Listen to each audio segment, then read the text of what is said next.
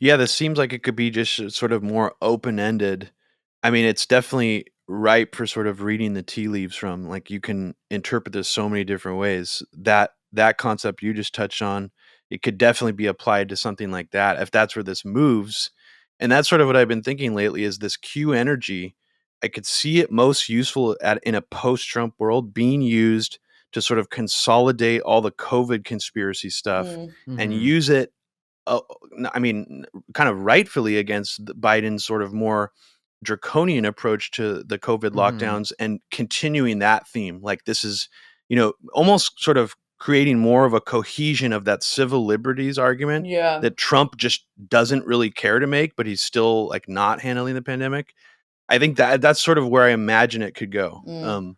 In regards to all the biometric tracking, the vaccines, all that stuff. And climate stuff too, because a lot of people are saying that the COVID lockdowns are just a dress rehearsal for what will become like various national policies related to climate change, like Like mitigation of climate climate lockdowns change. and stuff like Yeah, that. yeah, yeah. And this is kind of folded in again with Great Reset stuff.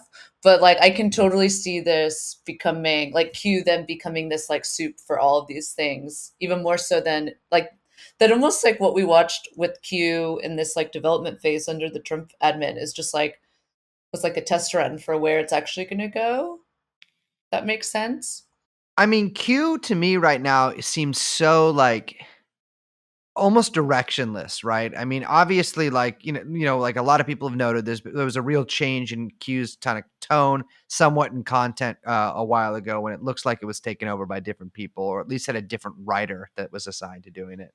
But Q's big strength has been that it has served as a nexus for all these different new conspiracy theories, and like it has created and generated its own ones. I mean, remember that like quite a large number of Q supporters and Q influencers were claiming that JFK Jr. was going to replace Biden as Trump's running mate, and that obviously didn't come true. Things do not look great for Trump right now. Q's big prophecy, which is that Trump is going to fight the deep state, obviously, or be successful in fighting the deep state, is obviously not going to come true. I mean, I don't think that Trump is going to win whatever court cases. Maybe he will, but like, I think this will probably end with Biden being president. And when someone like Q or like an organization group, whatever you want to call it, like Q, when their big sort of prophecy doesn't come true, they have to switch gears. And like that's what this like Liz, like I really get what you're saying, because that's what this seems to me to be setting up for me, is like a way to switch gears.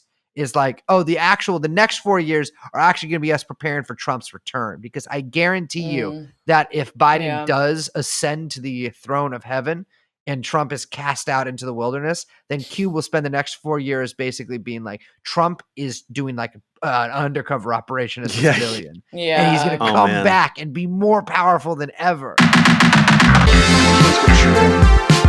Jeffrey Epstein. Jeffrey Epstein.